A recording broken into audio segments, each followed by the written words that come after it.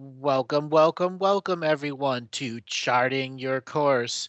I am your host, Andrew Bartzis. Today, I am joined by Debbie Smart, and Kathy Ma will not be here today. She has family business to take care of on this 4th of July weekend.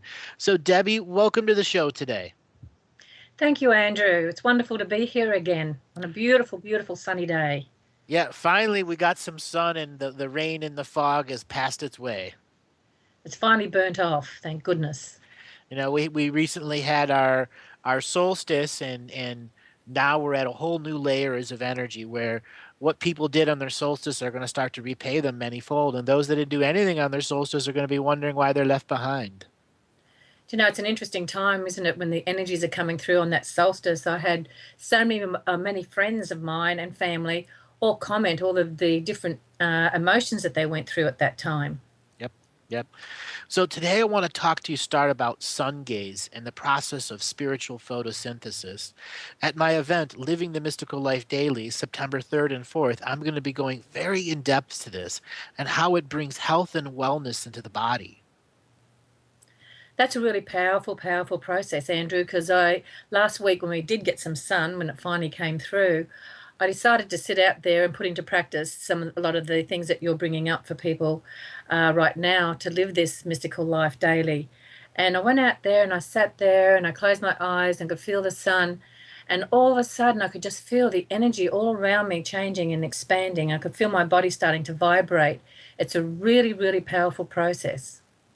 And when one allows the visualization behind it, there are different ways to sun gazing. The way that I recommend people to start sun gazing is with your eyes closed and you're looking right up at the sun.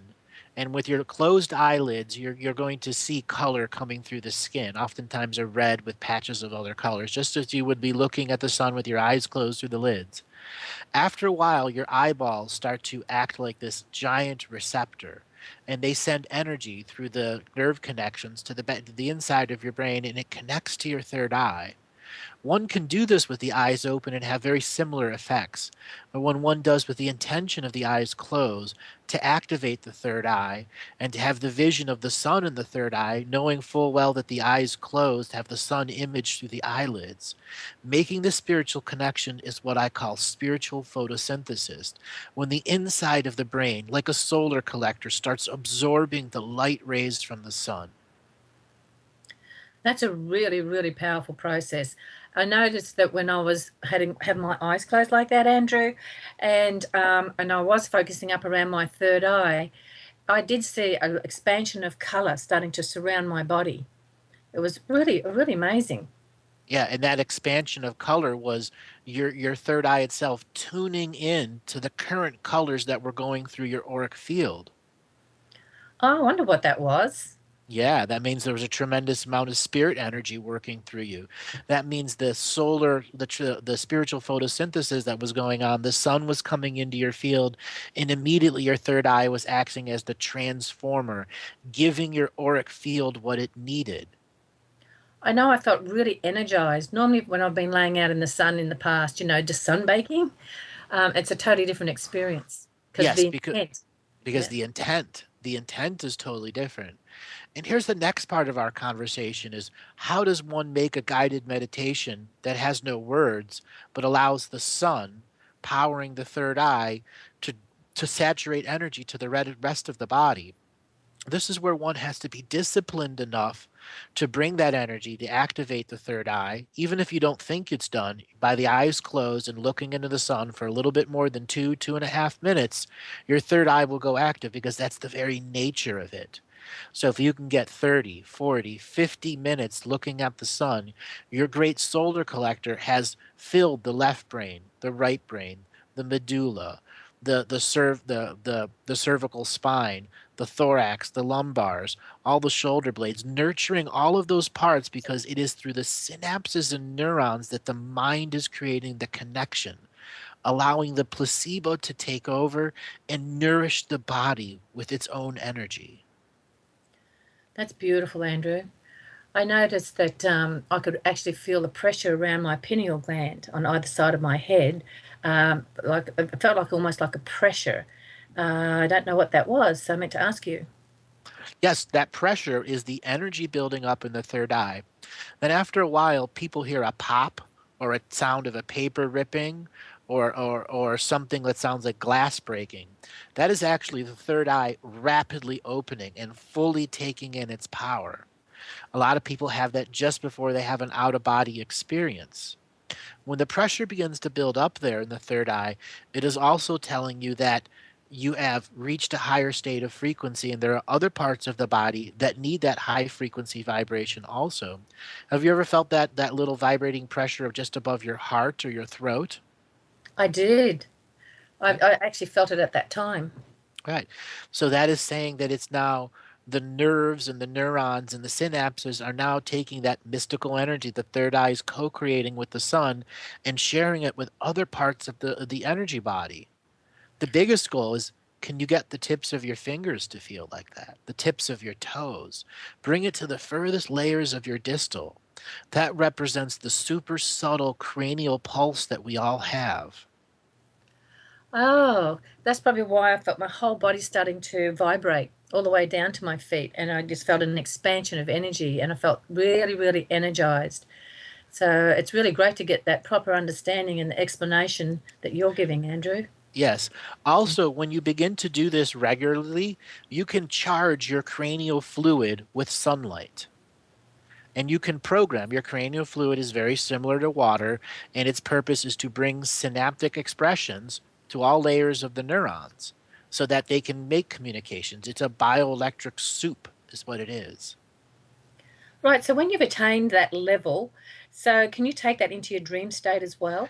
Yes. After you've done enough sun gazing in the spiritual photosynthesis style and nurtured the left brain, the right brain, and calm the medulla oblongata is where your fight flight control system is.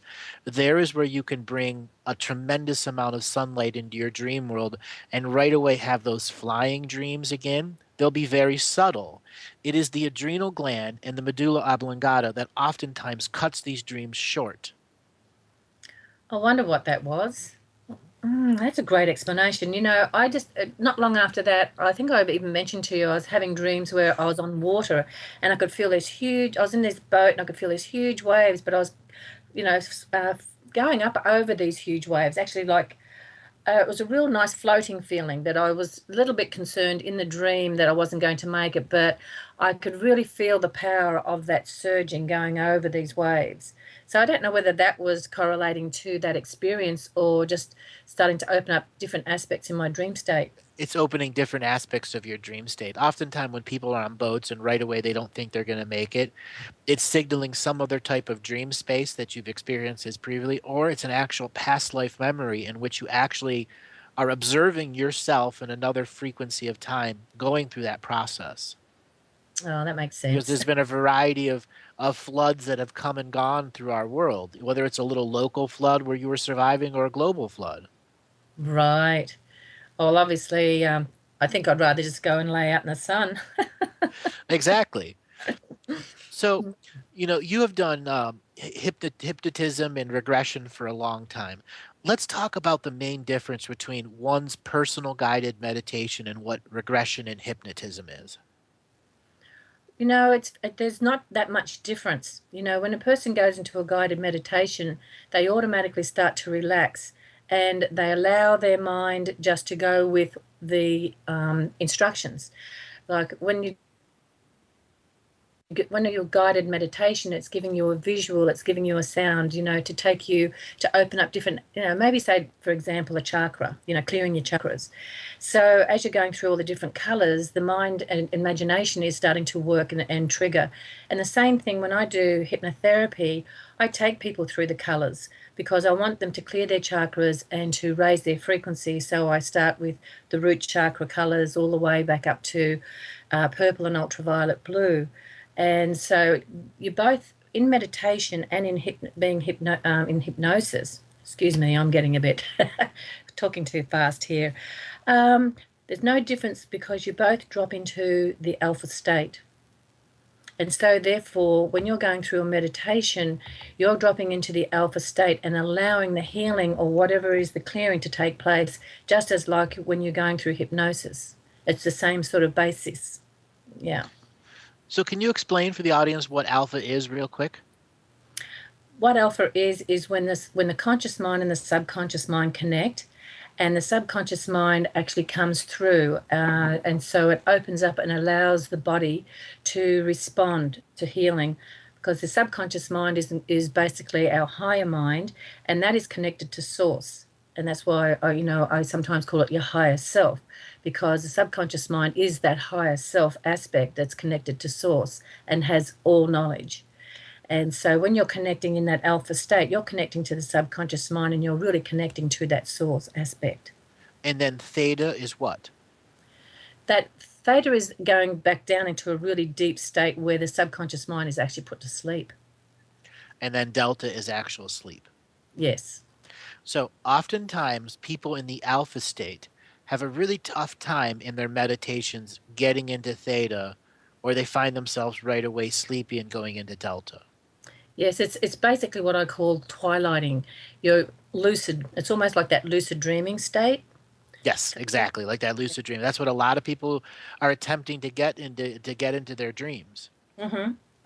And this is where guided meditations, where one has recorded or made a choice to go to a next level, record their own voice. Now, this is something that I have said in my private teachings and my public teachings, that you can take the greatest teachings that are out there and record them in your own voice and play them as your own meditation, so that you, as the being that's laying down and learning trust in your environment, here's your own voice telling you that, with your own inflections, your own wisdom, your own emotions behind it. Yes, it's a very, very powerful process, and especially like you're saying, when you use your own voice, there's more trust in the whole process, because when you're getting a stranger's voice, you do have to have that level of trust that I know when I have bought meditations in the past, I like to sit up and listen to them consciously, because you have heard that other people can put in some other things that or comments in there that may not be suitable to you and your process.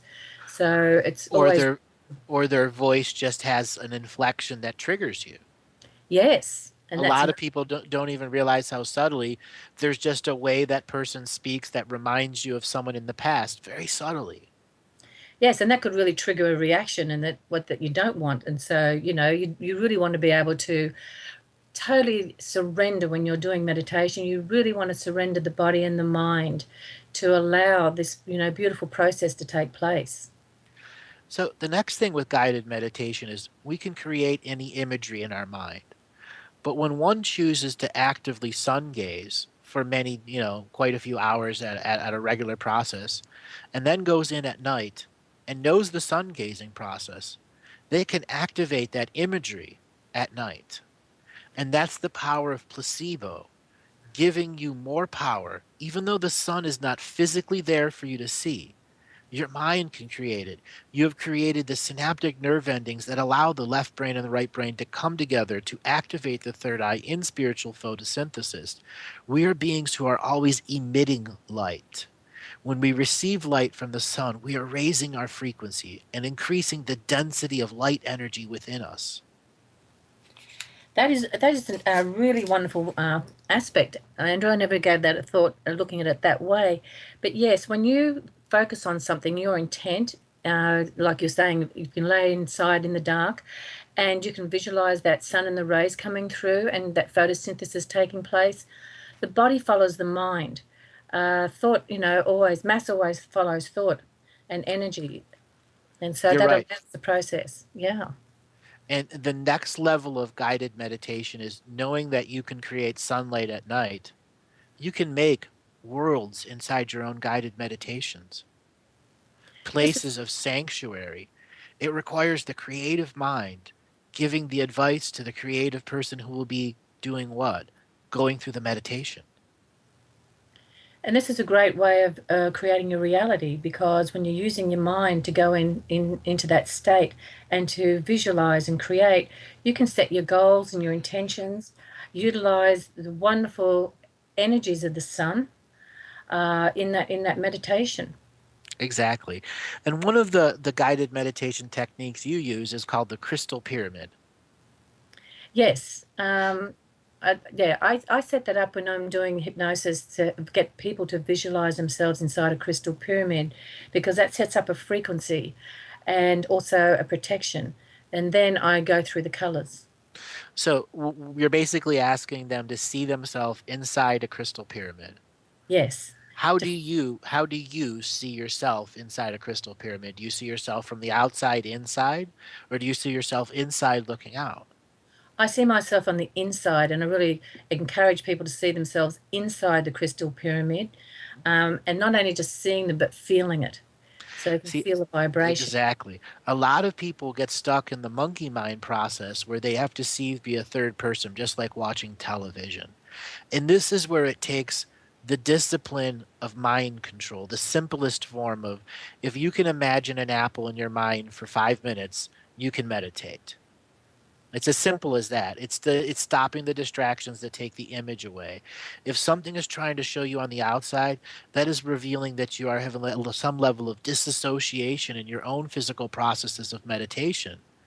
And getting yourself there is one of those imageries that assist us is seeing ourselves in protected objects. I talk about a golden tube of light. Debbie says a crystal pyramid. There are many different things one can use, but when we use things that have mythological energies behind them and sacred geometry behind them, we can add the power of the belief behind it. Yes, and that sets up the frequency, the actual frequency around you. When you're seeing yourself inside a crystal pyramid, you've got the frequency of the sacred geometry of the pyramid that actually encapsulates you, and it opens up a frequency for you to experience. And then when you're bringing through all the different colors and raising the frequency, from red all the way up to purple or ultraviolet blue, you're also triggering off all your chakras. And so you're bringing and aligning your whole body, all your energy, and your mind all in alignment through that Right. process. And the step-by-step process is connecting to the root chakra, seeing yourself inside the pyramid, not in third person, seeing your one of your chakras light up to the corresponding color that the guided meditation is, and filling that pyramid with protective energy. Yes, and I also tell the people, my clients that will continue to stay around you through the whole process, so that you'll be fully supported and protected through the whole process. Right. One can also use this type of guided meditation to regularly bring protective energies into their field. This has been designed, as the Debbie was describing it, is to take someone into a regression or a hypnotism so they can have access to the alpha or the theta or even the delta state where they can connect to part of their dreaming people or their dreaming personalities. In this expression here, when one wants to add protection to their guided meditation, you go to the source of your energy field, the 12 meridians. You have 10 fingers and 10 toes and two other meridians and an extra meridian. So you actually have 13 to express with. Those are 13 labels of healing that you can give to a meditation. One is being your lungs, that the lungs and everything that interacts with them are connected to that amazing color that's coming out of one of the chakra points that you're in the guided meditation. Your liver, your gallbladder, your adrenal glands, your kidneys, your upper intestine, your lower intestine, your dermis, your heart, so on and so forth. Each one of those has a meridian that you can add the power of the full chakra to and once again bring alignment and balance if you can just hold the guided imagery. Yes, and it's really, really powerful to do that, Andrew. And I know that you put some great meditations together for that. Yes, and they are a challenge to put together to weave a story that the mind can listen to and let go of at the same time, and allow the higher source information to come through and hear all the other parts of the words that are in the unseen world. And I really fully encourage people that have a hard time connecting to their higher mind. And I've had quite a few clients of lately who have a bit of a disconnect, and they've never really truly been able to meditate where they feel that they can, get answers from their higher mind. And so I really truly encourage people to try and listen to a lot of these meditations, especially the ones Andrew has put together, because they will help you connect and open up to that aspect in yourself. Yes, and I have a set of a bunch of meditations that are going to be released at the event on September 3rd and 4th. Now, for those of you that haven't signed up, you can go to andrewbartzis.com, and right on the front page, there'll be a pop-up screen that says Living the Mystical Life Daily. And all you're going to do is sign up on an email, and then you'll get two free teachings, and then you'll get the whole process of what's going to be done at the event. And if you guys you decide you want to come, you are going to have one hell of a time, not only learning about meditation, but about the Akashic record and how to be able to begin to read it on your own. And one of the things about meditation, it is an exercise of spiritual muscle. When one regularly meditates, they have a whole set of spiritual muscles that can allow them to experience the mystical right in front of themselves through an intense form of clarity. No, no, Debbie, when you've worked with your Crystal Skull Himshi, you've had these intense moments of uploads and downloads of information, which has come clarity afterwards. Yes, it's really, really amazing. And I've just, really encouraged people to try and to tune into more of that aspect. With Himshi, especially when I'm working, with the way I'm working, I definitely get messages from him and guidance at certain times. When I've been at sacred sites, I've had downloads of energy coming through him. Uh, it's almost like he opens up the portal and brings it through and drops it in. And Right. my granddaughter had an amazing experience with him on the solstice. She took him outside, and under the full moon, she was saying that all of a sudden she started to see this energy coming down, and it came through him, she into her body, and she felt her whole body change and vibrate, and she felt like became a different person because all her cells had changed. Mhm. Amazing little experience. And that Mm. is what meditation does. It allows us to see what the mystical is doing to us as we go through the great changes. You and all the years that you've spent meditating, and your daughter too, learning, your granddaughter who knows yoga and meditation also, greatly repaid by doing those mental activity skills.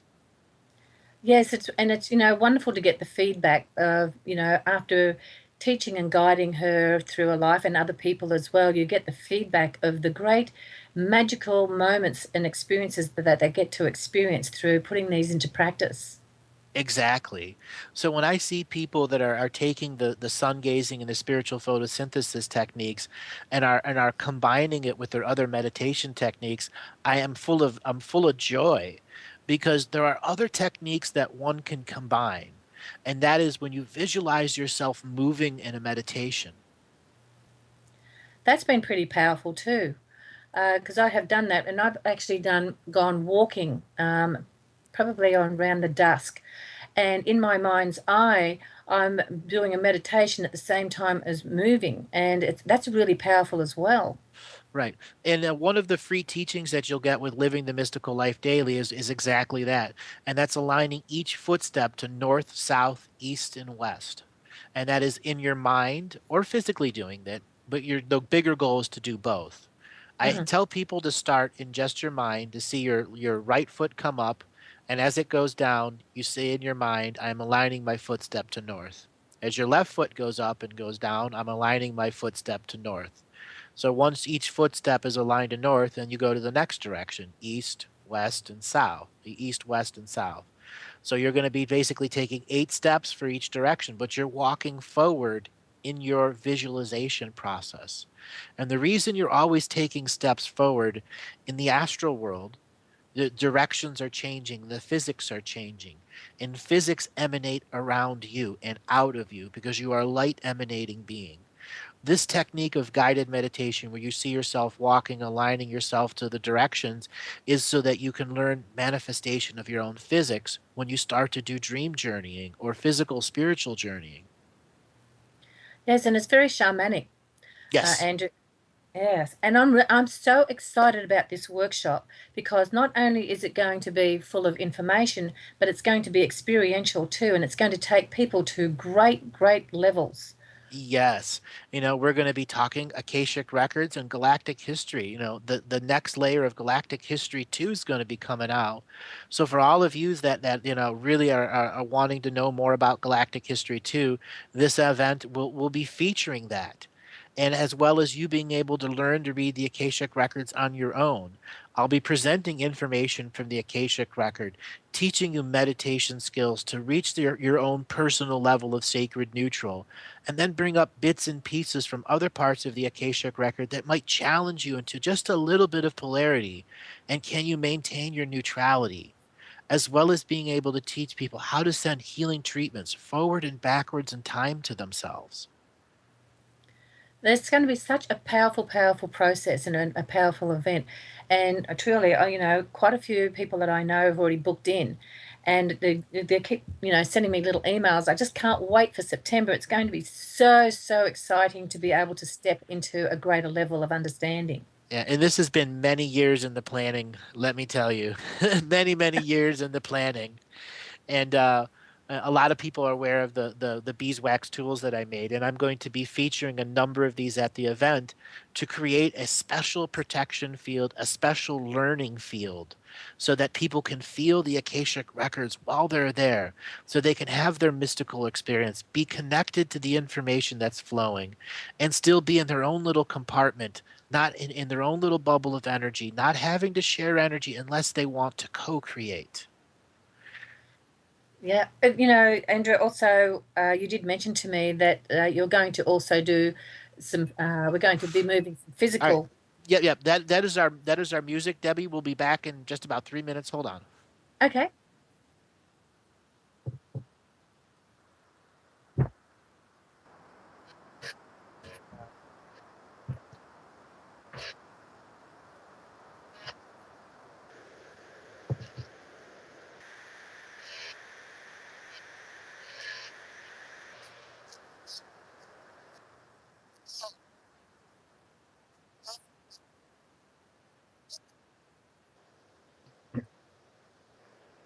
And welcome back, everyone, into our second segment. Debbie, how you doing? I'm doing great, Andrew. Wonderful. Well, the next thing I want to talk about is, you know, we have to divide what is personal discipline and what is disciplines, something that you're practicing with discipline behind it. And what I want to talk about next is creating guided and healing meditations for people on their own, whether it's to dissolve cancer, to remove a sickness, to cure the DNA, whatever it is, it takes the visualization process. And you have done cranial sacral therapy, massage, a whole bunch of other body techniques. So you're very familiar with the body. So we're going to talk about, let's just like build a way for someone to heal some of the different things that can go wrong with them. Right.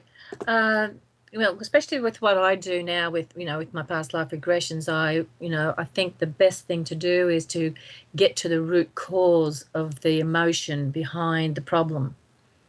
Absolutely. So let's do a car accident. There's a lot of people that have suffered from car accidents and have trauma there. Right. So one of the first things that we want to be able to do is visualize the person who's after the accident, not the accident itself. It's Hmm. after the accident. And there's where you want to begin to remove the trauma, the person that's allowing that trauma to solidify. Right. So then you have to go in and look at what the fear is that's still connected to it as well, because it's such a traumatic thing. When you've been in a car accident or any sort of accident where you've done damage into the body, there is a trauma that's actually imprinted into the cellular memory there. Right. And so it's getting to a visualization or a meditation that can start to help remove or recognize what that trauma is or what that fear is attached to. Because everybody has different fears. Right. So the key to guided meditations is that you know what all the words mean. So if you are familiar with doctors and medicines or anatomy and physiology at all, you'll hear Debbie and I talk about the fascia or muscles or skeletal structures or C1 through C6. Those are the cervical vertebrae. You don't have to know every meaning.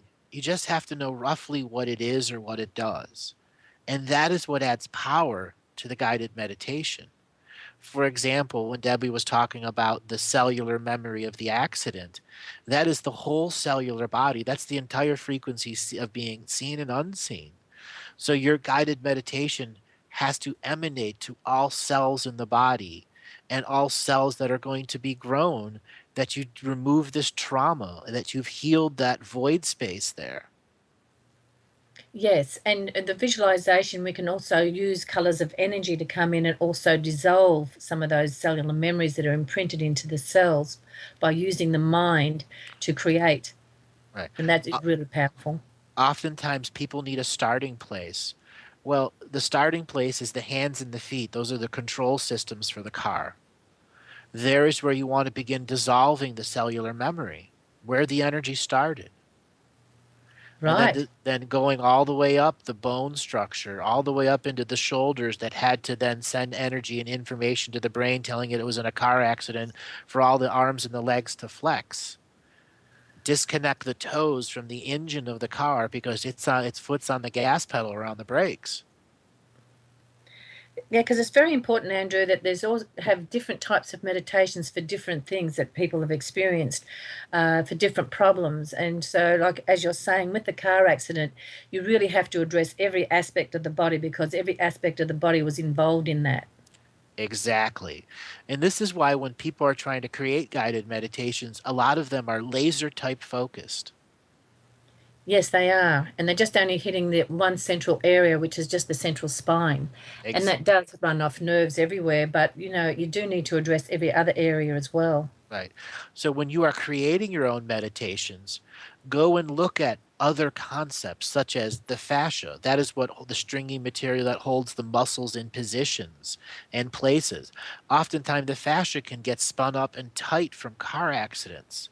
And you want to release that because that's how the muscle attaches to the bone and how the skin holds itself in place. And that is a major part of any car accident is the fascia. Yes, it's almost like a netting around the muscles. And when a trauma happens and that gets displaced, it gets bunched up over to one certain area, it pulls the muscle out of place. It also pulls your bones out of place. Right. It creates pain and a lot of trauma in the body. Right. So when we decide to use other forms of language that we've researched, we add the next power of placebo to it. And creating a guided meditation that is meant to heal a person from a car accident. And as Debbie and I are going, I'm just going to make one up. And, this meditation can go like this. Visualize yourself after the car accident. You're at the hospital. The doctors have given you what's going on. And you, the ancient future being, are going to send love to that ancient past being. And you need to visualize that love, that transference of heart energy to yourself. This will probably be the biggest challenge of anyone that's had a car accident is sending love to themselves because that being who's still an adrenal gland, still in shock, is probably not ready for love. But as that being, what they are ready for. You start it with that love frequency. You are the one that suffered the injuries and the long term effects. Go immediately to where your chronic pain is and send it a relieving pressure energy or the love of your children and the fact that you're still alive. Other stories from your lifetime, my ninth grade birthday, anything that brings the spiritual shock out of the awareness there so that the being can calm down faster. In your visualization process, when the being calms down faster, immediately you will too, because that is still you. This is a multidimensional way of seeing yourself, healing yourself, as well as creating a guided meditation that has many frames of reference, which you are going to add and compound subject matters that begin to remove the many layers of trauma from just that one accident. That's really, really powerful, Andrew, to do it that way. I know I've noticed in some of the other healing modalities that I've experienced in different workshops where they actually will take a doll and and do a healing in the doll as a placebo for Yep, themselves. yep. That Reiki uses the same thing. Oh, Yeah. okay. Yeah, yeah. And then you can suspend a treatment in time, send it forward and backwards. There's many different modalities that use that. That has been around since the dawn of time. the dawn of, realizing there are ancient future versions of us who are in existence in the future, even though we don't perceive them now, because we are currently all of our past, present, and future lives simultaneously existing. Yeah. Also, another thing that I do when I'm working with people, there's a lot of people who are into a lot of self-hate and self-blame or a victim or whatever situation that they're in. And it's all about self-love and learning to love yourself. And like the questions I get from them is going, well, how do I do that? How can I do that? And I said, well, you can start by just starting to do small things, take small steps, start to learn to nurture yourself. When you go into a quiet space at night, go into your heart space and remember a time in your childhood where you were happy and felt loved, felt secure, and emanate that energy and start to expand that through every cell in your body. Just remembering happy times and loving times can change the frequency in the body. You are absolutely true. Anytime you can bring up the most joyous victories of your life, you gain that high frequency time back into your joy process there. Now, self healing and self nurturing is one of the most hardest things on the great journey. Yes, it is. And the fact is that, we all, had our negative times and experiences in life. And it just, and when we have these negative experiences, or we name them as a negative experience or a painful experience, and that negative emotion imprints itself into our body, it disrupts our energy field. And that is where dis-ease in the body can take place, or aches and pains. And so when we're doing these meditations, especially the ones that you've put together, Andrew, for this course, this workshop that's coming up, this is going to reset our energetic imprint that's in the body, and it's going to allow us to move forward and heal and raise our frequency. Right. When we heal and raise our frequency and use self healing and self nurturing as that basis, we are doing the greatest good for this planet. We are, and we're also, we're helping so many people, but every time we help someone, we're also helping ourselves. And so this is where it's going to be wonderful to expand ourselves and our loved ones by all incorporating this, this into this frequency, into this love energy field that we can create when we're doing these meditations, because what we do in consciousness ripples out and affects the whole. Absolutely. So here's another technique that people can learn if they're really having challenges with their own self healing and their own self nurturing. And this is where you need to create your own guided meditation that uses the framework that I'm about to describe. And the framework is very simple. You just have to see yourself just after birth. The cord's just been cut. You're crying your first tear. Can you connect to the being that's thriving for life there, that has no imprint other than the first snipping of the cord and the love of the parents? Focus on that being. Focus with everything you can. Tell him or her your greatest life victories. Tell him or her things that you don't want to re experience, like a bad boyfriend or a girlfriend. Don't overwhelm them with emotion. Simply tell them your tale. That is a guided meditation. And you'll oftentimes hear me telling people, tell your story to the fire. What do you think the metaphysical expression would be, Debbie, if you're telling your own freshly born self what the future self, is going to do? What implications can that have to your future selves? It can actually change the whole course. It's a Exactly. very powerful process, and it's like when you're just talking about that, Andrew, I was thinking exactly the fire, talking to the fire, because is the same sort of frequency that you're using, the same sort of metaphor by talking to just the newborn child, of telling it experiences and guidance would be a great way to change some of those negative imprints that we Right. may have brought through. All those moments where you begged yourself, I wish I would have had a teacher. Hmm. You have that moment right there in that meditation to give yourself the infinite future teacher. Every moment where you wish you had someone that would have helped you with your eighth grade math problem, or the breakup with your first girlfriend, or what job to take, or whatever else was going on in your life that you wished you had a mentor or someone to fall back on, you can tell it all to the fetus in the womb or the fetus that has just been born. Because there is where you're thriving to make the life right, to deal with your spiritual contracts, to let go of your karmas, to become the greatest spirit being you can be by giving yourself all the advice right at birth, after you've forgot your infinite self, so that the finite being who's going to grow into being you has been imprinted by your love, your discipline to create that frequency of high energy, to connect for that thriving of life from that first cry in this world. That's awesome, Andrew. I'd never ever looked at it that way, of that sort of process. It's really, really powerful. How many times do we hear ourselves and other people saying, especially when you get to my age, oh, gee, I wish, I knew everything that at that age, or say at the age of 10, what I know now, how my life would have been drastically different. Right. And with this self guided meditation process, you are literally giving yourself that. Yes, and that also opens up a different a future for yourself because you're resetting that whole path, and so you're opening up an amazing future. You are allowing the radiant blueprint of your mystical life and mystical health and natural health to come forward. Hmm.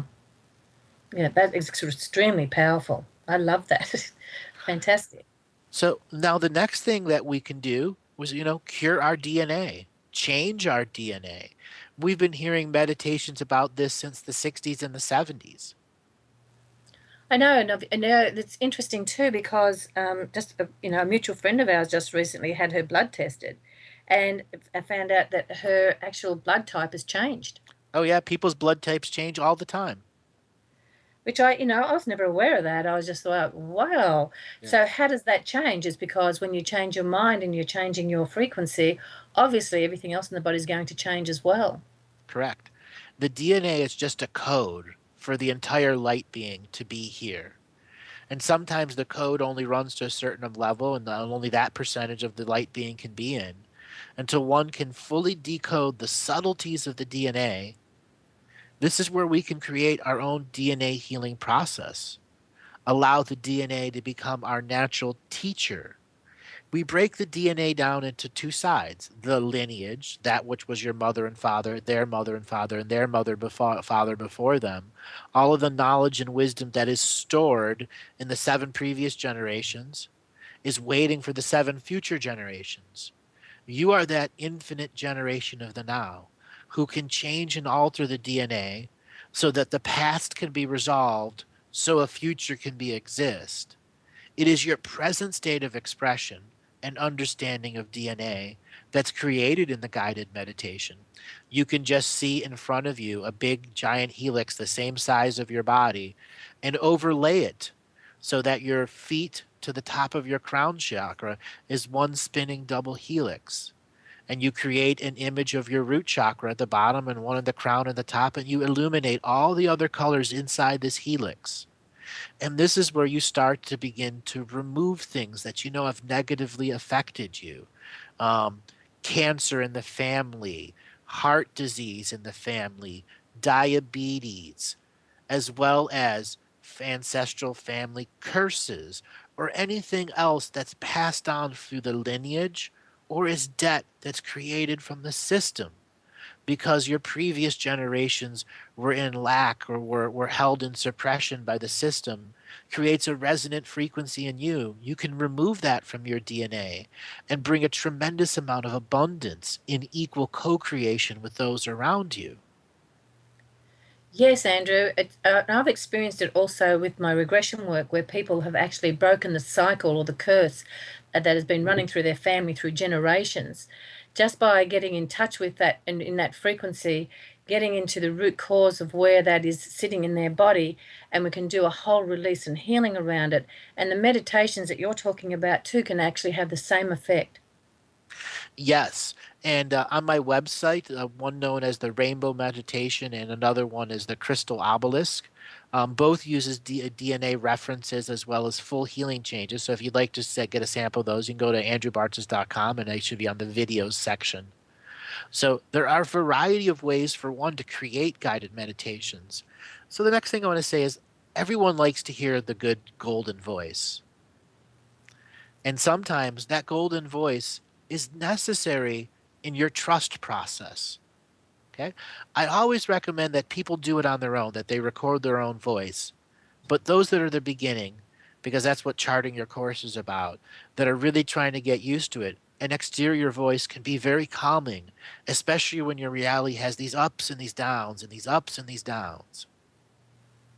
Yes, and so that's when it's really beneficial when you listen to Andrew or myself or others that you have followed or trusted with great, techniques to be able to give you these meditations that'll help you uplift and make changes within your life. And these wonderful meditations can really move you forward in such a way that it's unbelievable the releases that you get from it and the healing. Right. And it's just the power of your own focus on visualization. It And is your not level of hard to it's not hard to do.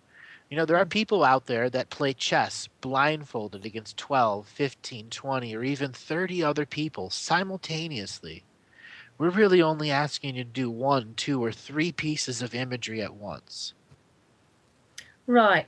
And the thing is to go in there with an open mind and open heart and accept and feel the energy coming through. And it's up to your level of acceptance as to how great the healing will be or the release will be for you. Right. And so it's a commitment. And that commitment is to allow the natural placebo to take effect, where Yes. it's your belief connected into your source being that is giving you the fuel to heal something in this moment, which is a part of your larger healing process. Yes, it's really, really a wonderful thing to be able to get onto Andrew's website and go through the different meditations that he has there because they are so wonderful and healing. And Andrew, we have been talking about the group of meditations that you've got for your workshop, and these are going to be released to everybody at the workshop.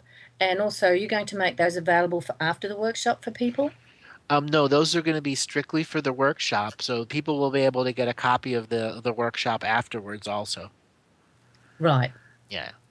So these will be exclusive for living the mystical life daily. These are 17 special meditations that are going to take you through essentially all the teachings that will be presented at the event also, so that when you go home, you have a set of protocols that allow you to go back to the Akashic record and learn to build your spiritual muscles of knowingness and then the spiritual muscles of intuition and discernment. Right. So it really, really would behoove people to go there and have that experience. And so they have the tools when they go home to be able to implement everything that you've taught them. Exactly. And protocols just require discipline. And when you follow the protocols, time after time after time, caller after caller after caller, we've heard success story after success story after success story, because it is your power that you are reclaiming and reusing. And we are giving you an agenda and a set of tactics that can take control of your energy field, clear out the negativity, allow the mystical to be a part of your daily life so you can create and co create with the divine incarnate source. Right. So this is just wonderful to be able to have this at this time, the way because everything now is looks like on the outside when you're looking at what's happening in the world today, seems like it's so much disruption going on, and it's a lot of it's fear based and a lot of it's propaganda. And to be able to go home and do this internal work or go to the workshop, get that guidance, go home and be able to implement, we can bring about change on a larger scale consciously. Exactly. We can bring about change on a scale, on a larger consciousness scale. It's a matter of choice.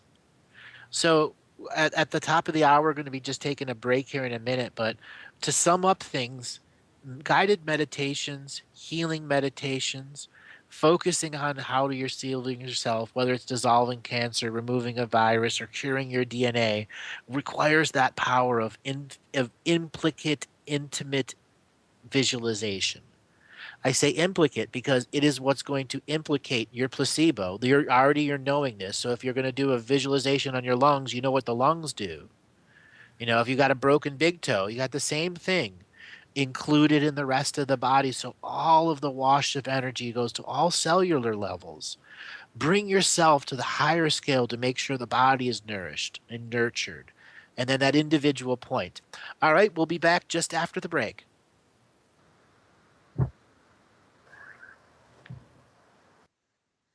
And welcome back, everyone, to the second hour in charting your course. Debbie, you there?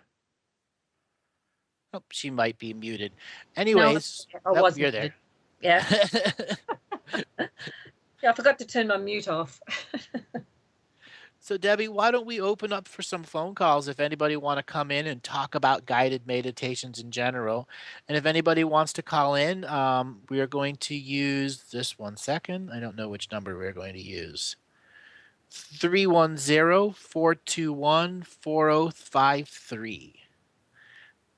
And Laura is typing in here another number that I probably got wrong.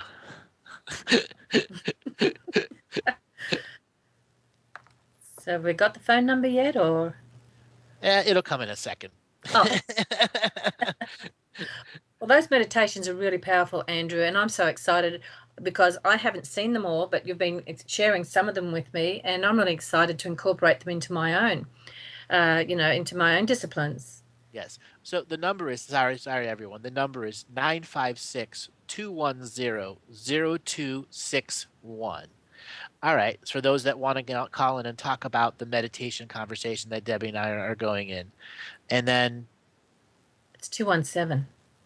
217-0261. Sorry, 956-217-0261. There we go. Yay. So, Debbie, when you first got exposed to guided meditation, did you have anything mystical happen to you that said to you, hey, these things really work? I did.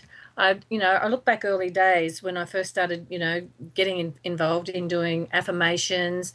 Then I got introduced to doing meditations, and it absolutely surprised me how it works because I could actually feel the difference in my life. I felt my body changing. I felt myself healing. I was going through, I think I've mentioned it before in the past, that I was going through some really hard times when I first started, embarking on my spiritual journey. And at that time, I was looking for answers. And these meditations really helped me bring back confidence in myself. It gave me a sense of balance, more of a sense of balance and well being. Exactly, a sense of balance and well being. And there are many good meditation sources out there, from chanting and oming to other guided meditations that take you on journeys to waterfalls and rainbows. And we need those things to be refueled into our daily life. And we can give ourselves those gifts once again of that mystical energy by observing it through our own visualization process.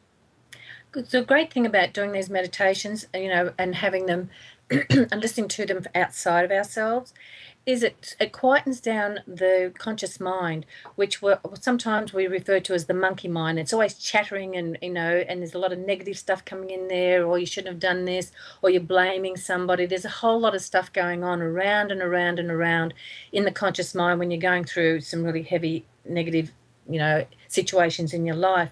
And so the wonderful thing about guided meditation is it stops that thinking process and allows you to open up to that subconscious part of yourself that allows you to embody what's being said, allowing that experience to open up, expanding that other aspect of your mind so that you can actually fully experience and embody what's being said. When you allow that full embodiment and that full experience, the richness and valuable energies that get repaid to you is a billionfold to every cell, every atom, and every neuron in your body that's making up the consciousness that is you. You have that moment and a power of choice to allow that visualization process to directly connect you, to expand and explore everything that you are. Yes, and the great thing about that too is that going on these expanded journeys, I've got a wonderful meditation that I love to listen to my personally as well, that takes me on a spiritual journey to the Akashic records. And right in that Akashic records area, there is a message for me, which is coming from my higher self, obviously. But that's allowing another aspect of my mind to open up and see what there is for me. There's all sorts of different things out there, different meditations, and allowing yourself to experience and expand yourself in this area is just a wonderful process. Yes, it allows the creation and the mind's co-creation process to once again illuminate us like little children, allowing ourselves to expand and explore what our mind can create. And we run into a limitation of our own mind creation. That's just an imagination issue. You then question the imagination. Why can I not think beyond this limitation? And you can reverse engineer healing for yourself when you run into those moments where you cannot be creative. You uncreate the process that's blocking the creativity. Yes, And you that's can what, do that. You can do that in your own guided meditation. yeah, that's the wonderful thing about this whole process is that, when we are going through our darkest night, then and we aren't in the mindset to bring ourselves out of it. These meditations can help uplift you and bring you out of those dark nights. Exactly. And you can look past at your old dark nights and bring that frequency to that moment of the dark night. Yes. This is what the great thing is that you can reflect back when you pull yourself out of that hole sometimes that we get ourselves into, and we feel that deep depression going on. Then when you listen to these guided meditations, it can uplift you enough where you can get a proper perspective of what's going on and make the right choices so you can move forward. Right. Moving forward. Too Hmm. many people are stuck not going anywhere or treading the water exactly where they are, or every 5 steps they take forward, they take 10 steps backwards. Yes, and some people, are so well. I know one person in particular that I've been dealing with lately, and I've spoken to her about you too, Andrew. And she is so embedded into her depression and blaming everybody else, and doesn't want to step outside of the blame, shame, and guilt. And but everybody else around her has to suffer from that, attitude. And it doesn't matter, sometimes some people just aren't willing to make the change, or they have to go deeper into darker depression before they can feel ready to step out of it. And that's the wonderful gift of meditation, that you can give them a recording and say, look, gift yourself some time, put some time aside. I can understand that you're going through pain, you're feeling depressed, you don't know where to turn. Listen to some of these wonderful uplifting meditations that can actually give you a different perspective of yourself to help uplift you, at least get you out of that ditch so that you can move forward and make some, brighter choices in your Right. life. In that individual you're speaking of, they've become a zealot. Yes. And unfortunately, when you devolve that into that level of zealotness, it's something that's very old inside that personality, something that was, at childbirth. Yes, and like Yeah. you were saying too, Yeah. there's a curse in that family as well, in the bloodline. And so, I did a regression to try and create, to break that. And on some level there was, but also you can have a choice of whether you still want to hang on to it or not. That's Exactly. Some people use these wounds as a badge of honor. yes, and it's I think it's been her MO for many many years. So how do you But break in somebody out of that? yeah, in that particular case, yes. But to Yes, generalize it, there are a lot of people that wear their wounds as a badge of honor. And this is where the subtle zealot and the masochist is also there, constantly parading the unhealed wound, but you're parading it as an unhealed wound. And you don't see yes, your duality there. yes. And also, and it serves their purpose to do that because then they can be a parasite to other people. That's, well, you did this to me, so therefore you owe me this. Right. Then that keeps going around and round in circles. That creates Sometimes, emotional blackmailing. Some of yes, the worst, things that can come out of human nature is emotional blackmailing. If you don't do this, you're going to be the cause of this to me. yes. And so I'm going to make you feel bad because I'm in such a bad place right now, and it's your fault. Right, and it's your fault, quite literally, and it's not that individual's fault for not making better choices in their life. Exactly. And, really, when you're projecting onto other people, it's time to take a really good look at yourself and say, well, why have you got yourself in this situation? When you stop blaming somebody else for your situation, then you can take back your own power and step into your power and start creating your life and changing and stop hanging on to, the victimization because it's not going to serve you. Exactly. And this is where the contract revocations are a way that you can do an out loud method and format to begin to give yourself sacred contemplation time. Those revocations, Andrew, we've spoken to about before, are so powerful, and they move mountains. When you sit down and absolutely read those revocations, pick out the ones that resonate with you, and you read it, you can actually feel the energy shifting and changing in your body and also in your life, all around you. Right. Now, a lot of people who are fresh to the awakening process and are still having issues with their higher self will find themselves stumbling and bumbling over words that they normally could pronounce out loud no problem. I had that experience when I first read them. And what did that tell you? It told me where I was stuck. Stuck, exactly. That came Mm. up in those moments, and those spots are synchronistic to the moment where you find yourself stumbling over the words.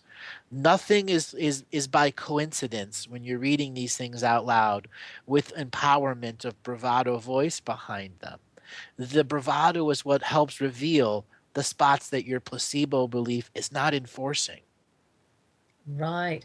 I know for myself too, there was certain parts when I first started reading them that brought up tears and emotion of letting go. And it was really interesting because I wasn't even aware of those triggers. But reading some of those revocations, it really triggered off something really deep that I didn't understand, but it came up and released. Exactly. And this has been done for people, thousands and thousands and thousands of people all around the world. People who never heard of galactic history, but somehow were handed a divine masculine or a divine feminine contract revocation or the government, banking, and media. And they brought them into their own personal ceremonies in which they never knew anything about me. And then they discovered I had a radio show and a whole variety of other things. And this is the type of teaching that is beyond radio, beyond personality. It is something that anyone can do. And if there's parts you don't like, you take them out. But the whole purpose of the contract revocation is to start by making a moment sacred, by identifying who you are in time, and by saying what in this I am moment of time you are agreeing to and not agreeing to. Realizing that there's a seen and an unseen world, and that your choice does have an effect, does have a consequence to the way the system wants to indebt you with energy. Right. And also, if for people who are new to this show, you can find those revocations on andrewbartzis.com. And you There's can a just check section. out the Insights tab. Oh, that's right. It's in the insights. Yes. So you can, make those available and they're there for you to print off so that you can utilize them at any time. Yes. So there's one for the government, banking, media, divine masculine, divine feminine, and another one which is more of an affirmation. It's called the shaman's death. That's a really, really powerful one too, Andrew. And that took me, I had to go through that one quite a lot, because it did trigger up some stuff for me Right. as well, but it And that released a lot. Yeah, that one's about understanding the cycles of habits that you have that are constantly repeating, short-term cycles and long-term cycles. When one is truly dedicated and disciplined to healing themselves, you must identify the short-term cycles that are robbing you of energy, but you also must be keenly aware of long-term cycles that robbed you of an aggregate energy that should be adding to your great synchronistic events. Right. So I was just wondering, Andrew, would you be willing to read that one out for people? Yes, just a second here. Let me just pop open that page and I will do that. I think it'd be really appropriate for what we're discussing. Yeah, just one second here. Hey. Uh, That one was really, really had a lot of meaning for me, and it really helped me through some things that I was going through at the time too to release. Yeah, it has helped a lot of people. There have been people that have, I mean, my private sessions or called the radio show and have said that it really helped change their life. Yes, very. Heck, even the media one, which, originally, I thought it was going to be the lighter one of them. It's really, really affecting people now. Yes, because there's so much stuff in the media right now, like, there's so much people on the internet constantly now too. So it's really good to be able to break away from the effects of those subtle, unconscious things that are coming through. All right. So I have a shaman's death. I'm going to read it now. Okay. All right. So this one you can find on andrewbartus.com, and you can go under the Insights tab and you'll see it there as labeled as shaman's death. I call to my sacred medicine spread, that would aid me in understanding my infinite spirit. The healer's tools have been laid out in ceremonial fashion. I call to the four elements and bring their essence into my sacred healing space in equal co creation with all sentient kind. I call to the ancestors of this medicine reading to bring communal balance with the words being manifested in the now. I call to the dreamers of the southern skies, our mediums to the innocence of our seven future generations. In this shamanic moment of no time now, I create this communal reading for all sentient kind living on earth now. The shaman's death is the lesson of the now. It speaks of life, death, and rebirth as a cyclical process of understanding who we were and who we are now. With every death, there is a rebirth of the self. Some cyclical form of shedding of the old self requires us to look at our habit patterns of life. Many patterns lead us out of balance with our needs. Often we confuse our needs with our desires. This is the nature of the shaman's death, to see how habitual habit patterns create shells we must learn to discard in this ever evolving dance of spirit life, balanced with real life. At times we take back old shells we discarded long ago just to feel safe and secure. This is the other teaching of the shaman's death. With the new requires new creation, so the body is involved with the whole process of self evolution. The body is what houses the skills and all habit patterns used to function with the holographic reality blending into our dreaming belief of experience. The temporal people of the now are the only ones who have this experience of shedding and creating cyclically with Mother Nature. We, the people of the now, have forgotten the detailed ways of our ancestors. So many of us have been brought up in the bosom of mass media. They do not know the truth of our bare feet touching the ground without the chatter of world entertainment in earshot, the songs of the birds in the jungles, the chorus of crickets or flocks of geese speaking their sacred words as they head in seasonal direction. How do we teach our people to let go of the tit that milks their knowingness from the very breath they breathe? We do this by creating a legacy of truth that our seven future eight generations of ancestors can touch, feel, and know is ancient, future, now real. To follow the path of sacred living, the shaman's death daily, it is the greatest discipline one can teach themselves during these times of generational change. Look deep into the way you live your life. What can you do to make sacred something in your own belief system? What can you do each day to let go of fear, envy, and jealousy of or the three nags of shame, blame, or guilt? See how we torture ourselves with perceived debt created by others. See how you can come to a form of cyclical process of letting go with the best of intentions, so all that comes back to you is perfect synchronicities with great mystery. I called a great spirit who lives within great mystery. You as the source of all sources. I call to you at this sacred moment of infinite reflection of who I am and what I am doing in this temporal now. I call to your wisdom so I may see the humbleness of my position within my own soul family interaction, so I may nurture all of my past and future generations with the wisdom of living in the now. The red coral of the great oceans of Earth Mother have been held sacred by the indigenous peoples of all Earth realms since the dawn of conceptual time. Red coral has been used to gauge all forms of time through the process of long term nurturing and the lessons learned through allowing time to not affect the nature of our nourishing expression.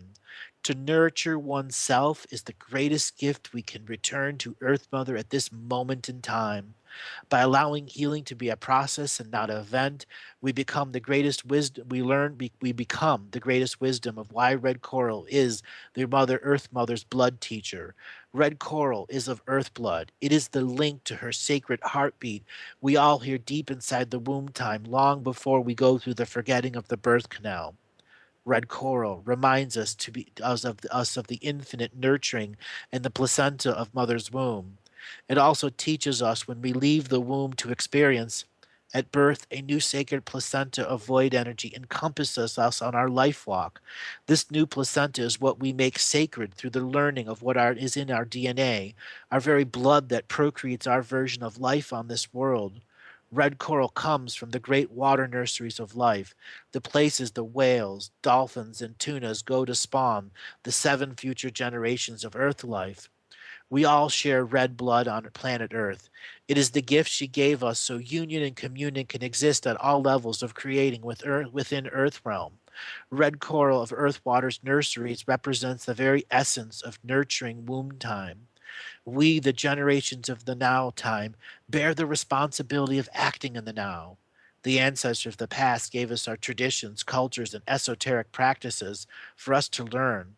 For the future to exist in the now, we must learn how to live in balance with the ancestors of the lands we live on, be it concrete jungle, urban sprawl, or ancient forest. We're the ones who act in the now. For the future to exist, we must nurture it with the passion spark. Each person will have an individual journey back into the natural way of life. Our former experience will color our future experience and continue to create and co create until we make a clear separation of conscious application of the sacred art of our daily life rock. We have all earned the rites of passage through living on earth. At this moment, suspended in no chime, I choose to engage my natural rights as a sovereign born being on Earth Mother through the natural way of the womb of a sacred feminine. I recalibrate all of my soul frequency to the natural way. By making that very choice, you have earned the rites of passage into the next level of knowingness and wisdom link with the infinite soul. Each being on earth seeks their own way to connect to the infinite being they are. The process always comes to an understanding of scale and size in which our other selves work at. We walk the rites of passage and we finish the old. We do not fall back into the old ways of self deception and self perversion of sacred living. By accomplishing the rites of passage means you must upkeep your continuous co creation with Earth Mother's realm. It is your sovereign duty. We do this by the elemental connection to all that is the four legged, the winged, the scaled, the soft shelled, the birds, the bees, the ducks, the dinosaurs, all have a place in Great Mystery's plan. That is so powerful, Andrew. Takes my breath away. Mine too. And I wrote it. Oh, that's beautiful. Absolutely powerful. And, people just reading that several times a day can make a lot of shifts and changes in their body and in their mind and their life. Because you're calling through. Exactly. Mm-hmm. Exactly. And it allows you to make sacred some form of energy, to understand that you can encapsulate yourself with the red coral, the places that the seven future generations come to offer their future life. You can send your protection to those places so that their life is nurtured too. You can add to the whole by taking the visions that are created through the visualization process of reading and applying it to your own self. What habits do we all have to let go of that bring us apart with distraction or disease?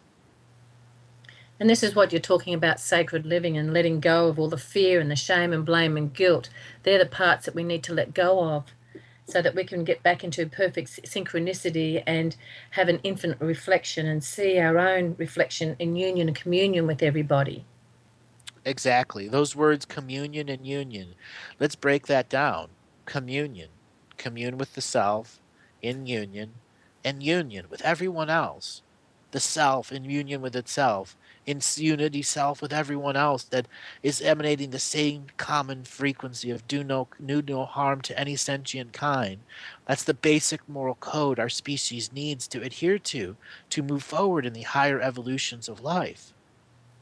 And when we let go of all this fear and shame and blame and guilt and get ourselves more back into the sacred cycle of living and in a more balanced and harmonious way, that's when we can go more into the sacred neutral part of our heart and our way of being, so that we don't blame or put shame or guilt onto anybody or ourselves. And in that balance of sacred neutral is where we can absolutely create and become our own power, our own power source. Absolutely. You become your own power source, emitting infinite amount of light because your soul is no longer a non-localized event. It's a fully localized event in physics, in time, with placebo energy behind it, defining a reality that's sharing with thousands of others. That's beautiful. Absolutely beautiful, Andrew. It's And taken me all the way. this comes from me looking at reality. I've been looking at galactic history and trying to explain it to a species that has race amnesia. And we're about to be coming up to a break. And when we come back, we're going to talk a little bit about galactic history and some of the concepts that were come up within the 20 episodes that I did with Lance White. Because at the event, I'm going to be bringing up specific information about our galactic history that we as a species need to know. And there'll be many that will have a challenge with this information. They'll get a charge out of it because they believe our world is one way, that this is the way it was created, and the imprints we've taken on from our modern history and our ancient history have truly skewed what is really about Earth. Earth started as a seventh density galactic seed planet. One of the most important things that I keep reiterating in the Galactic History series over and over and over again. This planet was much larger than it is today. And it was also at a time when the universe was putting out a higher frequency of energy. And it had different bands that were connected to different trees of life that allowed different density beings to be in certain parts of the galaxy or universe, just like tree branches reaching into different areas. So we're going to learn about when our tree branch of our side of the galaxy grew and the different creators that were there, because there was more than one creator that's a part of this process. You're creating gigantic spaces. You need people to fill in the details, to define the reality rules, to help understand what would come in the future, define time, define how souls could travel from point A to point B, or did they even need to travel at all? Each part was about enhancing the experience that souls had as beings of light incarnating in something that's DNA. That's a resident reality function of our universe. And our galaxies share different forms of that resonance, whether it's double helix, triple helix, quadruple, or something that doesn't represent a helix at all, but still is DNA in another definitive form. So, Andrew, that's wonderful to be able to talk about the galactic history part two. I did watch the galactic history part one with you did with Lance, and there was so much information there. It was really hard to get my mind around a lot of it, and I know that you're bringing it out in a much more simplified form so that we can get every aspect of understanding. Yeah. All right, that is our music, and we'll be back after the break talking galactic history.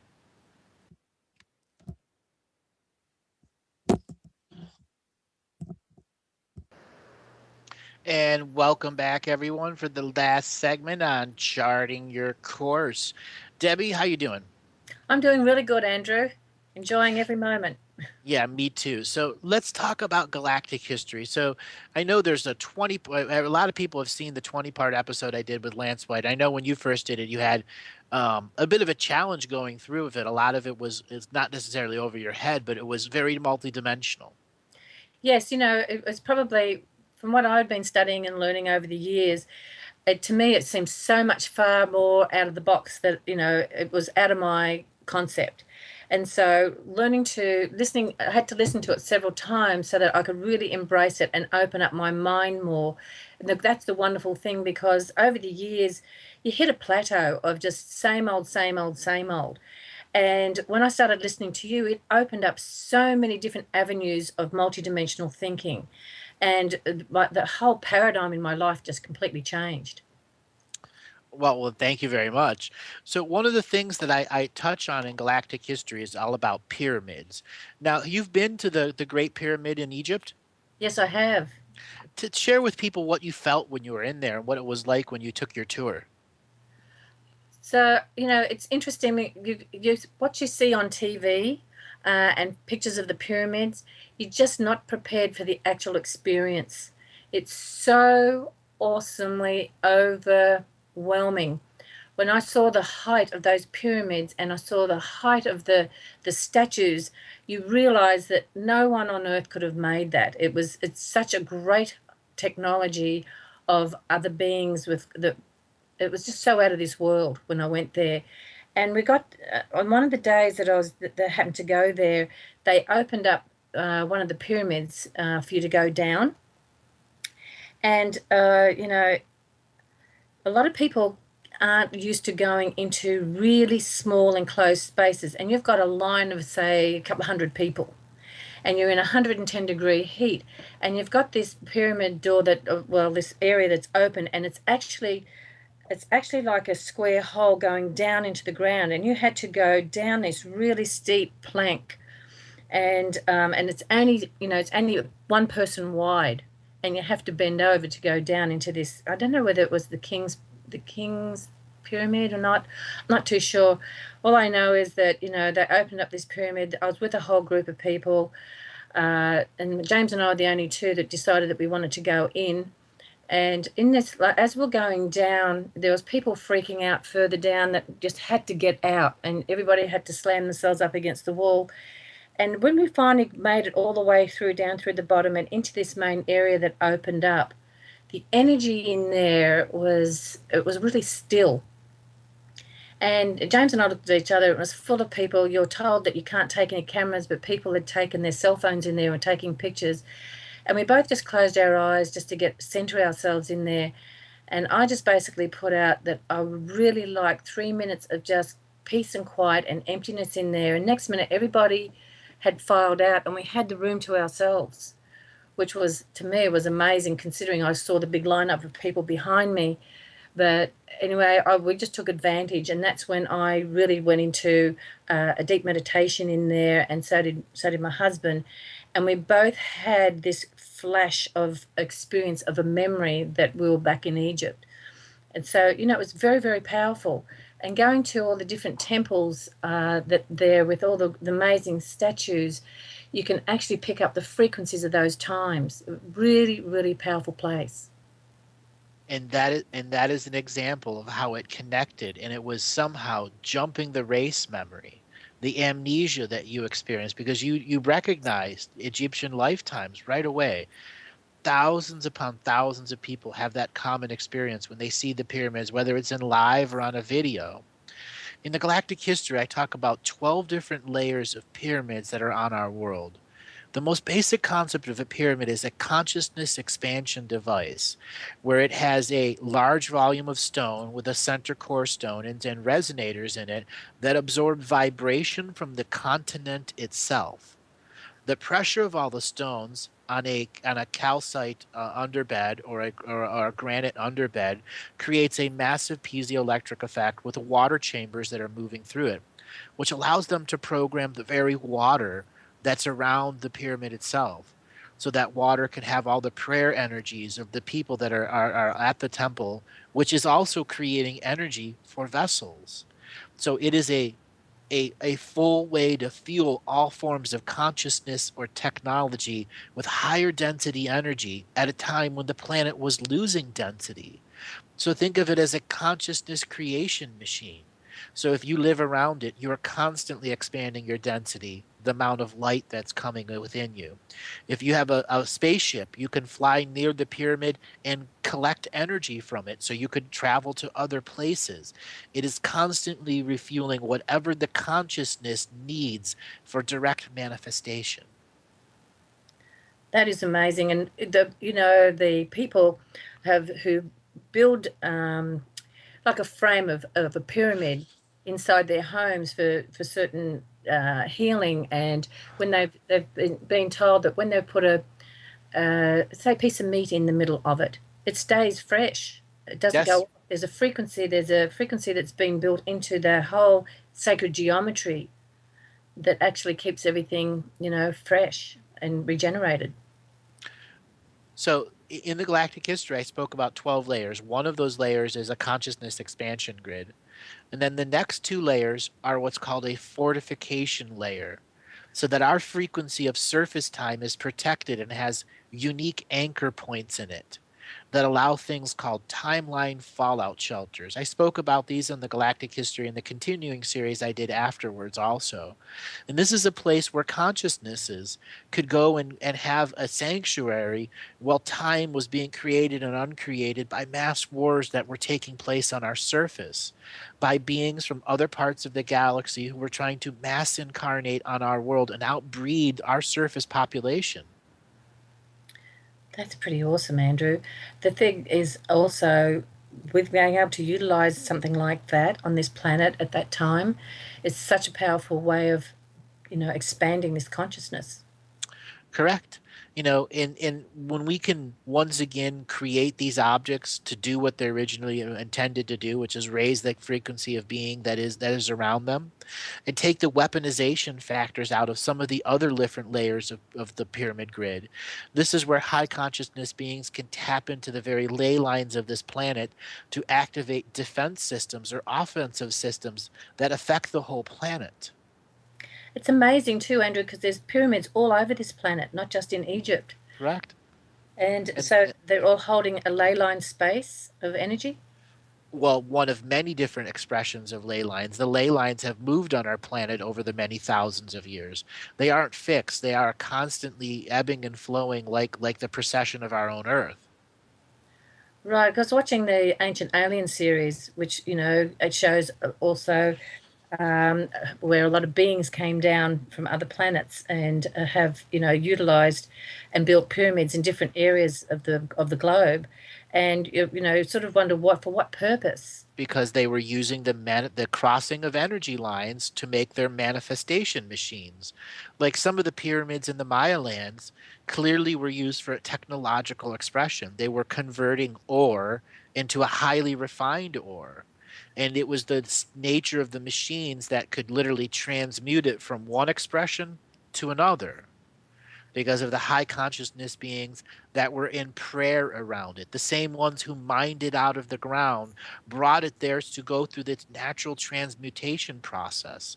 Through the power of water, through the placement of these pyramids on a ley line that was on a continental pressure plate that could absorb high frequency vibration direct from the planet itself. Ah, because I know when I went to the different ones, I've been to the Maya lands, I've been, those ones there as well as the ones in Giza.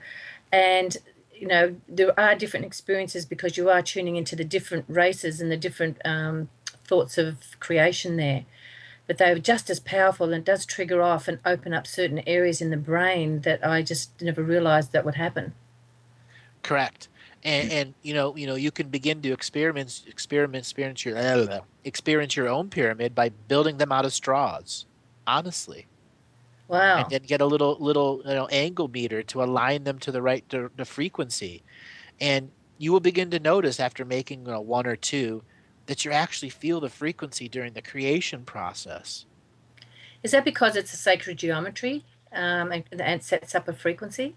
Yes. Also, our bodies have a sacred geometry that's based in the heart.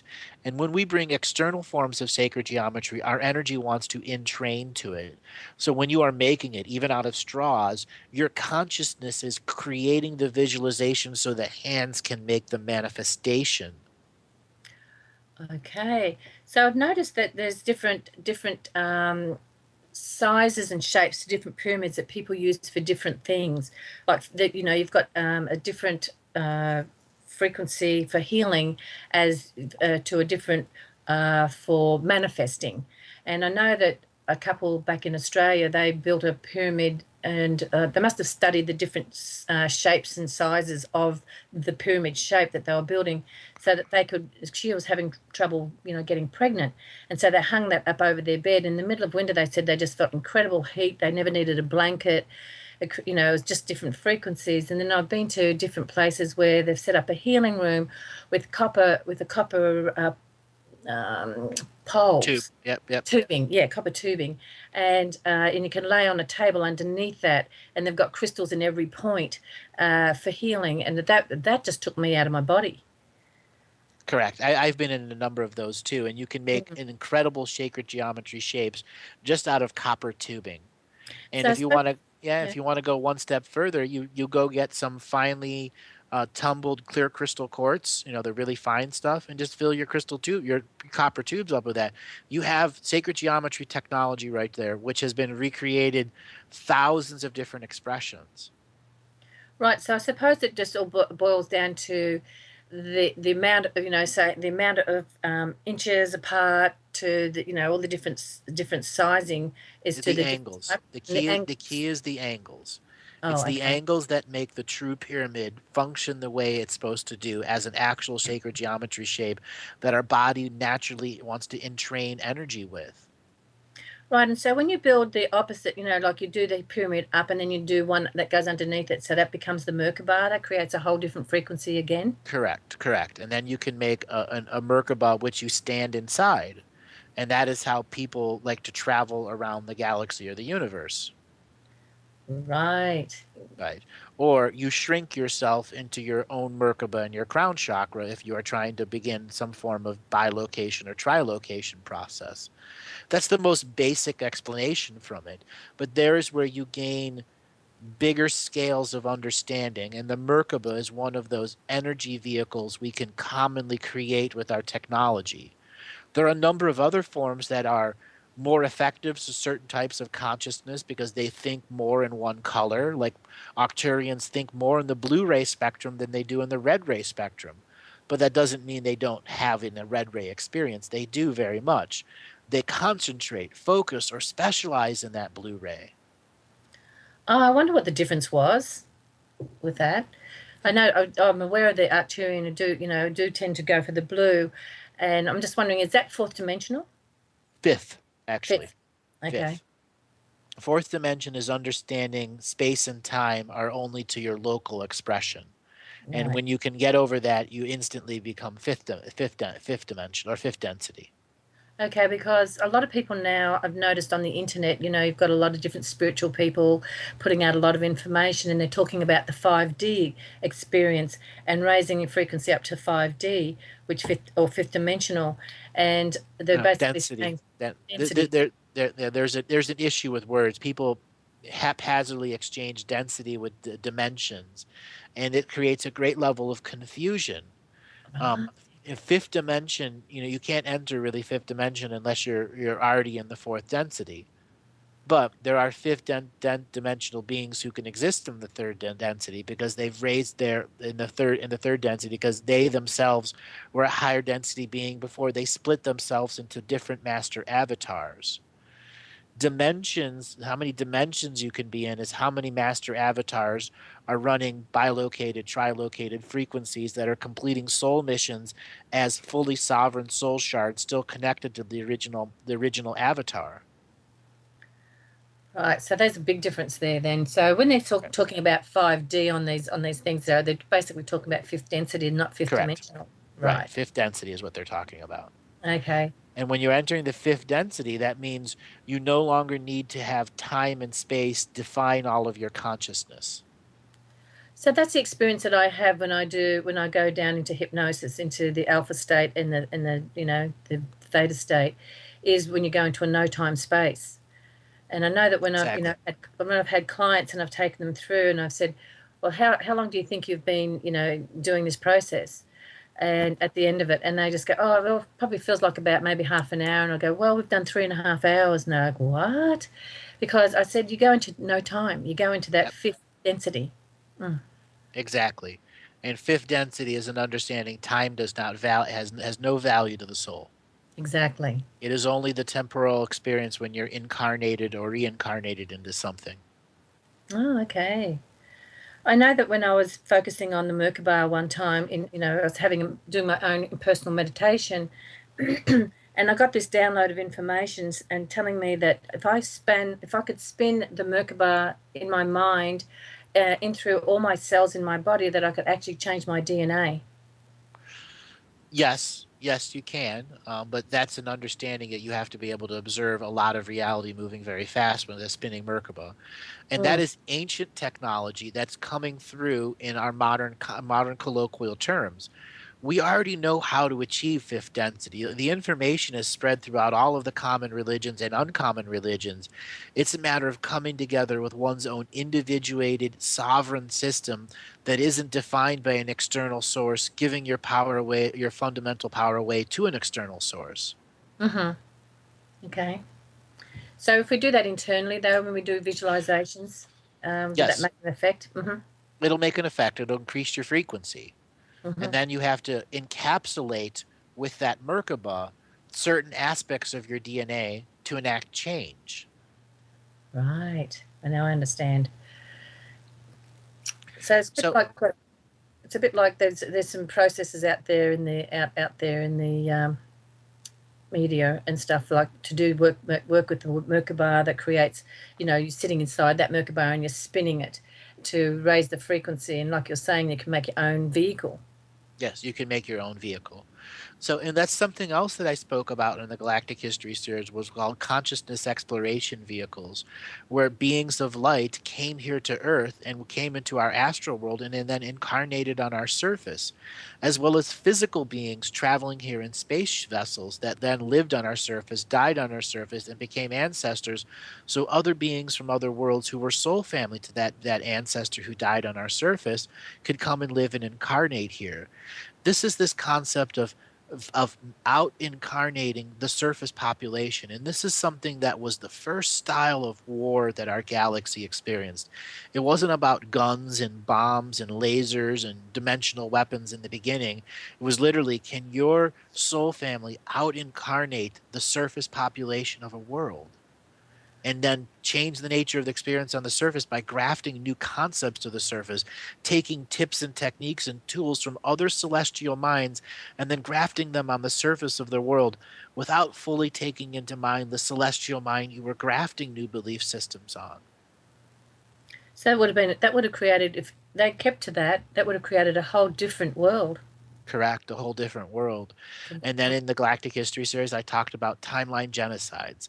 And this was to literally take those whole different worlds that were created on top of something to allow it have its natural evolutionary process with the beings it originally created contracts with, the original celestial mind there. Oh, that blows my mind. Right. So you're going to be hearing about this stuff in Galactic History 2 at Living the Mystical Life Daily event, September 3rd and 4th, 2016. If you want to find out more information, you can go to andrewbartzis.com, and right when you get there, a little screen will pop up. It says Living the Mystical Life Daily. And all you do, have to sign up with your email, and you'll get a couple free videos, and then you'll have your sign up page. And I look forward to seeing everyone there. That's wonderful. Me too. I'm going to be there as well. And it's going to be an exciting experiential time for everyone because it's going to be extremely, extremely powerful. And Yes. I was going to ask you also with this, with the Galactic 2 that you're going to bring out to explain it. When you're talking about the original concept when they came down, and then we had all these genocide experiences happening on the planet. So, in the Galactic History 2, are you going to explain the last part of that? Yes, I'm going to explain what 2011 through 2014 meant because the whole 20 episodes was setting you up with the context of what the time travel wars were, what the Ascension previous battles were, what Divinity Path was, and how many different thousands of species are disconnected from trees of life and need our DNA so they no longer are cloning species but can actually procreate children with sexual organs. So 2011 to 2014 was about bringing resolution to all those species who no longer had sexual organs and had previously shared in human DNA, which allowed them temporarily to have new souls come and live in their species until finally their cloning technology wore out and they weren't able to keep souls in their clones. 2011 to 2014 was the resolution process of what was needed here as an in mass DNA to make sure that millions and millions of other beings wouldn't lose their experience because of a hierarchical system here that was preventing an awakening on thousands of worlds spread throughout dozens of galaxies. Wow, that's awesome because we know we're very well aware of what CERN's been trying to do and depress our minds and even Yeah. with the food corporations to keep us asleep. So this is really interesting to find out, how it's all coming together now. The vaccinations to hobble our children at birth. Yeah, fluoridation in the water to suppress the will so that Yeah. people won't stand up for their rights anymore. There's been a whole ongoing process that everybody is now starting to wake up to. Yeah. Waking up to the greater reality that our reality has been engineered to be toxic to free consciousness. So in 2012, when they talk about the shift, Andrew, a lot of people now that I've been speaking to said that they were very consciously felt that there was an energetic shift on the planet. Can you explain a Sure. little bit about that? Or In the Galactic History one, I explained what 2012 was. It was a moment when our planet was nearing the galactic central plane and going through a compression process. And this is where both sides of the planet, one in the light side and one in the dark side, simultaneously, every living being on the surface world, astral world, and hollow world experienced a microsecond of global dreamtime unity facilitated by the consciousness of the planet acting as an interactive network simultaneously to everyone to create a variable in the system to bring about an end. It's essentially putting the end code to a game, saying, that nothing else can go on. And that signified the end of the timeline wars, though it still took time for it to echo through time that everything in the past had a solid point in reality now, and that Earth itself would be activating her next level of menstrual cycles and bringing open these womb chakras. All right, everyone, that's the end of the show. We'll be back Monday, that is tomorrow, with Kathy Ma and Adventures to Reality, and we'll be back next week, Sunday, 6 to 8 p.m. on freedomslips.com.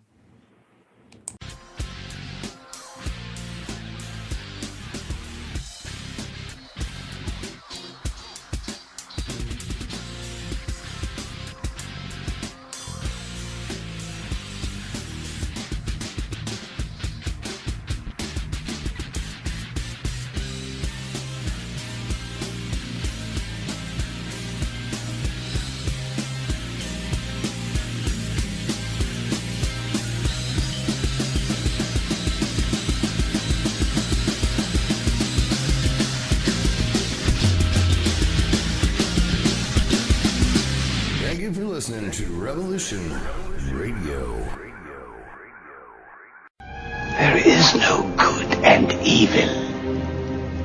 There is only power, and those too weak to seek it. This is the people's war. It is our war. We are the fighters. Fight it then. Fight it with all that is in us. And may God defend the right. Be sure to tune in weekdays 5 to 7 p.m. Eastern Time for Strange Universe with Sean David Morton. A strange, interesting, and engaging wide variety of topics. So be here, Revolution Radio, freedomslips.com. I would like, if I may, to take you on a strange journey. Join the Sacred Matrix with hosts Janet Kira Lesson and Dr. Sasha Lesson, 6 p.m. Eastern Time here on Revolution Radio. Here we free ourselves from the God spell, transform the perverted matrix to the divine one. We become conscious and we embrace universal, unlimited love. We feature colorful guests and topics such as extraterrestrials, ghosts, interdimensionals, and aliens. We examine evidence, anomalies, archaeological ruins, and anthropology. We explore past lives, future lives, life between lives. We get into astral projection, near-death experiences, archetypes, visions, and dreams. Episodes include time travel, teleportation, counseling, spirituality, tantra, relationships, peace, shamanism, peak experiences, and ego transcendence. Join the lessons Saturday, 6 p.m. Eastern